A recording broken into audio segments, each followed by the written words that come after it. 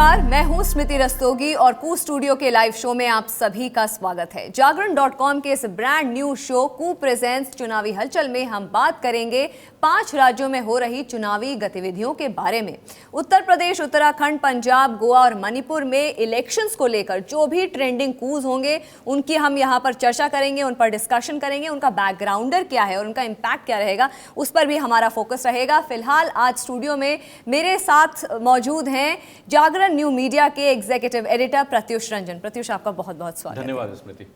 प्रत्युष, शुरुआत करते हैं उत्तर प्रदेश, जो कि सबसे बड़ा स्टेट है, 403 सीटें, सबसे बड़ा विधानसभा का क्षेत्र है। उससे हम शुरुआत करते हैं। लास्ट जो चरण था, 5वां चरण था, उसमें क्या प्रतिक्रिया उस पर आपकी, सबसे पहले ये जानेंगे। और दूसरा ये कि जो 3 मार्च को जो छठा चरण है मतदान का, उसमें पूर्वांचल की ऐसी कौन सी ज़रूरी वीआईपी सीट हैं जिन पर हमारी नज़र रहेगी? जी बिल्कुल स्मृति, हमने देखा है कि कैसे हाई वोल्टेज कैंपेन चला है पिछले 5 चरणों तक। जो 5वां चरण रविवार को था और जो रविवार का जो मतदान हुआ, मैं उसके बारे में ज़रा डिटेल बता दूं आपको स्मृति।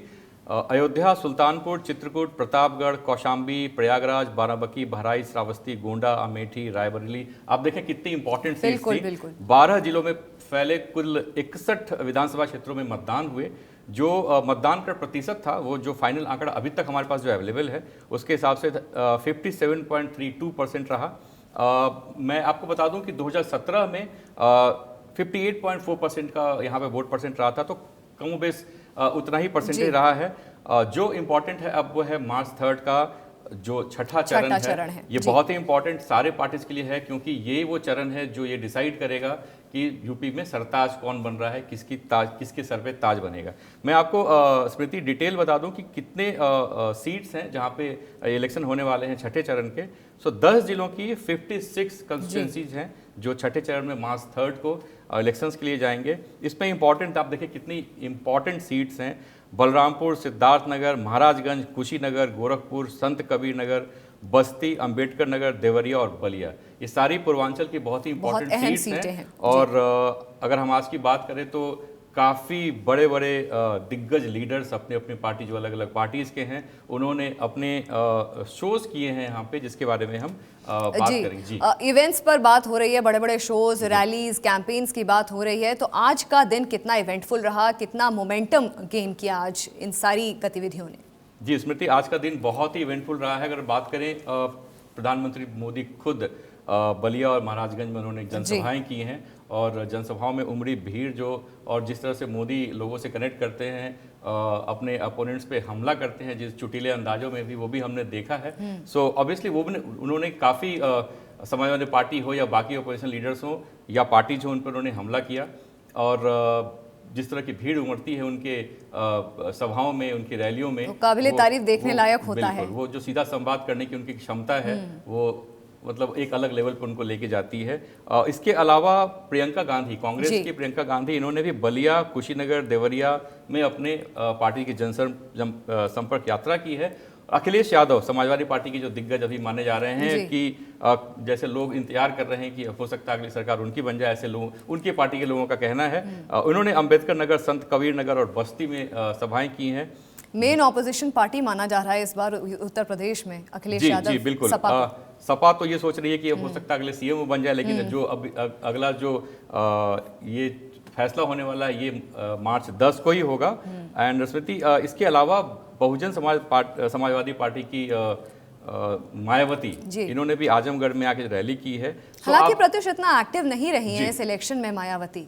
जी बिल्कुल, उतनी एक्टिव दिखी नहीं है। हालांकि उनके पार्टी के जो अपने समर्थक हैं या उनके कैडर वोट हैं, वो भी इसको लेकर काफ़ी उन्होंने चर्चाएं की हैं अलग अलग क्षेत्रों में। लेकिन मेरा अपना मानना है कि बीएसपी का, खासकर मायावती का अपना जो कैडर वोट परसेंट उनका होता है, वो मोर और लेस उतना बनता है, हर बार उतना उनको मिलता है। तो ज़्यादातर चांसेस हैं कि वो रैली करे या ना करे, उनके जो कोर समर्थक हैं वो वोट मायावती को ही करते हैं।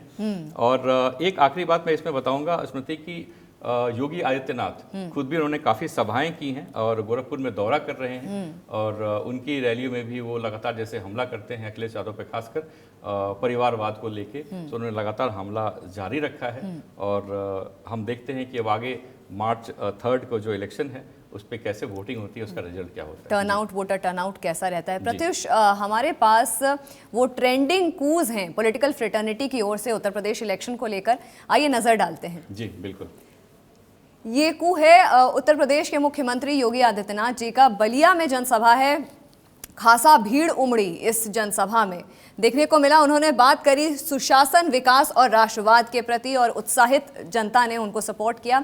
कितनी ज़रूरी और अहम है ये सीट देवरिया की, और कितना अहम है इसके आसपास का जो रीजन है? जी बिल्कुल। स्मृति, देवरिया की रैली, उनकी गोरखपुर की रैली या उसके आसपास क्षेत्र में जो योगी आदित्यनाथ ने रैलीज की हैं, भीड़ इकट्ठा किया उन्होंने काफ़ी। एंड उनका जो अंदाजे एक बयां है रैलीज में बात करने का, भाषण देने का, और जिस तरह से वो अटैक करते हैं खासकर अखिलेश यादव की पार्टी के ऊपर, वो एक अलग लेवल पे लेके जाता है। लगातार परिवारवाद पे हमला करते हैं, सुशासन की बात होती है, हिंदुत्व की बात होती है, जो अपना कोर इनका टॉप इश्यूज होते हैं बीजेपी के, उसके ऊपर उन्होंने बात की है। गोरखपुर एक इम्पॉर्टेंट सीट है स्मृति, क्योंकि खुद योगी आदित्यनाथ यहाँ से इलेक्शन लड़ रहे हैं। हालांकि पिछले 2012-2017 का जो चुनाव हुआ था, वहाँ से डॉक्टर राधा मोहन दास अग्रवाल 2 बार जीते थे, और पिछले इलेक्शन की मैं अगर वोट परसेंट की बात करूँ तो 55.8% वोट उनको मिला था। जो अपने जो कांग्रेस के राणा राहुल सिंह थे, उनको 28% का वोट मिला था। तो आप देख सकते हैं कि वोट शेयर में कितना डिफरेंस था। और योगी वहाँ से लगातार खुद भी MP रहे हैं। सो गोरखपुर की अगर मैं बात करूँ तो एक बीजेपी का गढ़ माना जाता है। कितना अहम है इस सीट को रिटेन करना बीजेपी के लिए? बहुत ही अहम है, क्योंकि खुद मुख्यमंत्री वहां से चुनाव लड़ रहे हैं, और मुख्यमंत्री की खुद की सीट, वो भी भारी बहुमत से अगर जीतती है, हाई प्रोफाइल VVIP सीट है बिल्कुल, तो ये एक अलग लेवल का कॉन्फिडेंस बीजेपी को और योगी को खुद ही देगा। सो बहुत ही अहम, बहुत ही जरूरी है ये सीट बीजेपी के लिए भी और योगी आदित्यनाथ के लिए, खुद के लिए भी। अच्छा प्रत्युष, एक और हमारे पास कू है, आइए उस पर नजर डालते हैं। आज़ाद समाज पार्टी का ये कू है। चंद्रशेखर आज़ाद इस पार्टी का नेतृत्व कर रहे हैं, और गोरखपुर से ही पहली बार ये इलेक्शन लड़ रहे हैं, और गोरखपुर जो कि मुख्यमंत्री का टर्फ है, वहाँ से वो इलेक्शन लड़ रहे हैं। इस पार्टी के बारे में आप क्या कहेंगे, खासकर चंद्रशेखर के बारे में आप क्या कहना चाहेंगे? जी बिल्कुल स्मृति, चंद्रशेखर के बारे में यही कहना चाहूंगा कि उनका भी अपना एक कोर वोट बेस बहुत ही स्ट्रांग है। इसी बात पे एक और बात ऐड करूंगी मैं कि आपने बोला था बीएसपी का एक वोट शेयर है जो उनको वोट देता ही देता है, मगर इस बार ये बात आ रही है सामने कि कहीं ना कहीं ये डेंट कॉज करेगा बीएसपी के वोट शेयर, मायावती के वोट शेयर पे। स्मृति, डेंट कॉज कर सकता है, लेकिन उसका इम्पैक्ट चुनावी रिजल्ट्स पे कितना होगा ये कहना मुश्किल है, क्योंकि चंद्रशेखर जो अभी गोरखपुर से उन्होंने डिसाइड किया इलेक्शन लड़ने का योगी आदित्यनाथ के खिलाफ, अगर आपको याद हो स्मृति तो 2019 में इन्होंने प्रधानमंत्री मोदी के खिलाफ भी इलेक्शन लड़ने का डिसाइड किया था, बट लास्ट मिनट में उन्होंने विड्रॉ कर लिया था, उन्होंने नहीं लड़ने का फैसला किया था।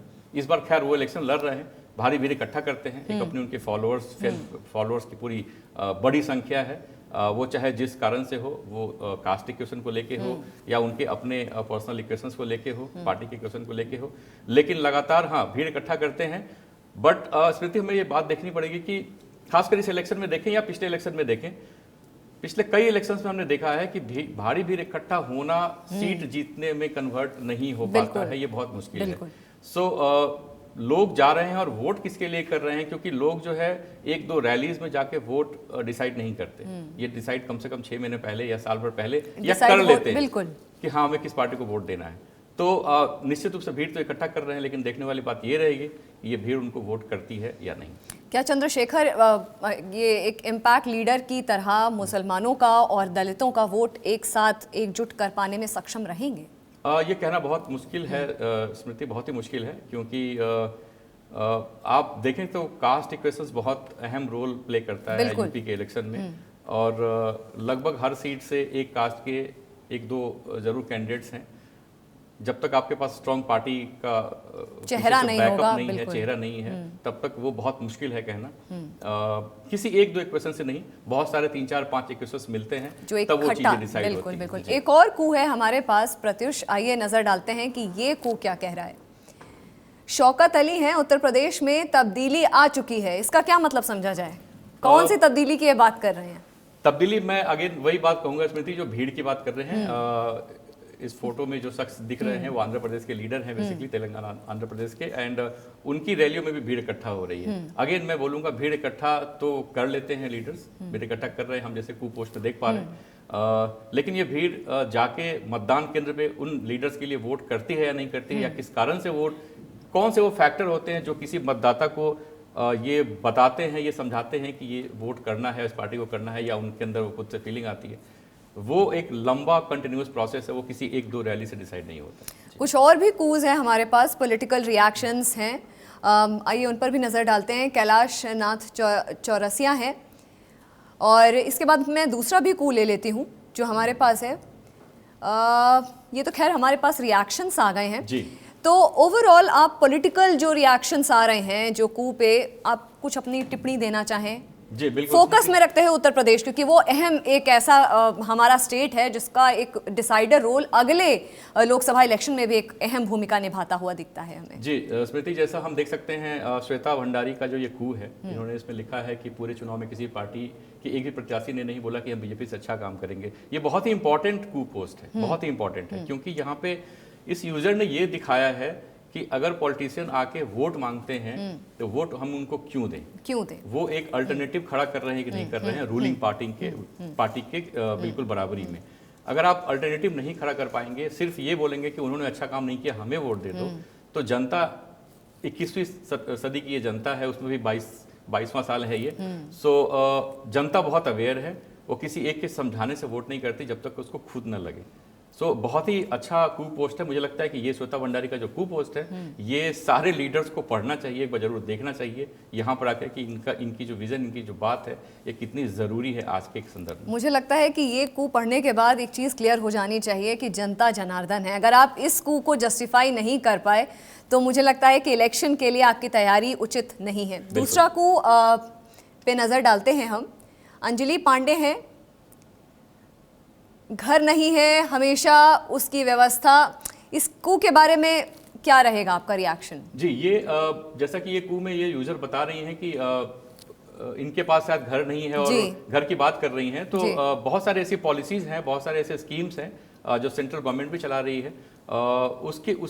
उसके थ्रू जो है इनको कितना फायदा मिल रहा है, ये शायद इनका सवाल है। और निश्चित रूप से जो चीफ मिनिस्टर हैं हमारे या उत्तर प्रदेश के, और जो उनकी पार्टी के जो सारे लीडर्स हैं, जो उनके काउंसिल ऑफ मिनिस्टर्स रहे हैं पिछली बार तक, उन तक ये साथ अपनी बात नहीं पहुंचा पाई हो। लेकिन हाँ, एक बार ये चुनाव हो जाता है, जिस भी पार्टी की सरकार बनती है, उन तक ये बात पहुंचानी चाहिए इनको, और तरीके से पहुंचानी चाहिए, क्योंकि घर की बात कर रही हैं और हर परिवार को घर देने की बात सारी सरकार करती चली आई है, और निश्चित रूप से बहुत ही इंपॉर्टेंट ये पॉइंट है। मुझे लगता है प्रत्युष, पॉलिसीज हैं अपनी जगह पे, वो अलग बात है कि आप समझ नहीं पा रहे हैं पॉलिसीज, या आप अवेयर नहीं है उन पॉलिसीज के लिए। मुझे लगता है वो एक इम्पॉर्टेंट फैक्टर है। बिल्कुल अवेयर नहीं है, ये ज़्यादा इम्पॉर्टेंट है, क्योंकि जनता को भी पॉलिसीज को लेके थोड़ा सा अवेयर रहना चाहिए। सरकार की तरफ से स्टेप्स तो उठते हैं, लेकिन कई बार चीज़ें जनता तक पहुंचती नहीं है, तो जनता तक पहुंचाने के लिए सरकार को अपनी तरफ से भी प्रयास करना चाहिए,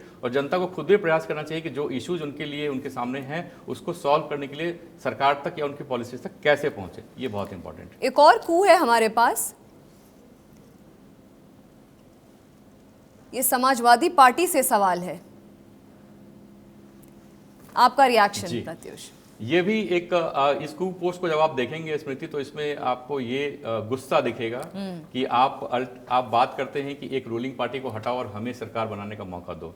तो ये जो यूजर हैं मनोज रजावत जी, ये पूछना चाह रहे हैं कि जब आपकी सरकार पहले थी तो आपने क्या काम किया। बिल्कुल, अगर आपने काम किया होता तो शायद जनता जो है पिछले इलेक्शन में आपको ये कह रहे हैं आपके शासन में बाहरी निवेश और फैक्ट्री यूपी में क्यों नहीं है। बिल्कुल, ये डेवलपमेंट पे सवाल है इनका कि अब जब आपके पास 5 साल थे तो आपने क्या डेवलपमेंट अगर किया होता तो सरकार, जनता आपको सर माथे बिठा के रखती। बिल्कुल, लेकिन आपने नहीं किया, और अब वापस आप बोल रहे हैं कि हमें सरकार बनाने का न्योता दो, हमें ग्राउंड तो होना चाहिए उसका, और उसके बाद जो है हम ये सब काम करेंगे। तो जब आपको जो मौका था तो आपने वो काम किया नहीं, अब आप वापस से मौका मांग रहे हैं, तो हम मौका क्यों दें? ये इस यूजर का ये सवाल था। जी, फिलहाल इस शो में इतना ही। प्रत्युष, जाते जाते कोई आपका ऐसा रिएक्शन या कोई ऐसी बात आप बोलना चाहेंगे हमारे व्यूअर्स को? जी बिल्कुल, कोरोना का टाइम है और सारे जो लोग जो मतदान के लिए जा रहे हैं, मतदान केंद्र पे जा रहे हैं, वो इस बात का ध्यान रखें कि कोविड गाइडलाइंस का पालन हो रहा है और मतदान जरूर करें। जी स्मृति। फिलहाल आज हमारे शो में इतना ही। आप सभी व्यूअर्स से हमारी रिक्वेस्ट है कि आप सब कू डाउनलोड करें और कू के ज़रिए हमारे साथ जुड़ें। आप हैशटैग का यूज़ भी कर सकते हैं। हमारा हैशटैग है #कू स्टूडियो ऑन जागरण और #स्टेट इलेक्शन 2022। इनके ज़रिए आप हमारे साथ जुड़ सकते हैं, अपने कूज़ के ज़रिए आप हमारे साथ जुड़ सकते हैं। और फिलहाल मुझे और प्रत्युष को दीजिए इजाज़त। एक और बहुत अहम और ज़रूरी बात यह है कि सारे व्यूअर्स आप अपने मतदान, अपने वोट का इस्तेमाल ज़रूर करिए, क्योंकि वो प्राइमरी है और जनता जनार्दन है। नमस्कार।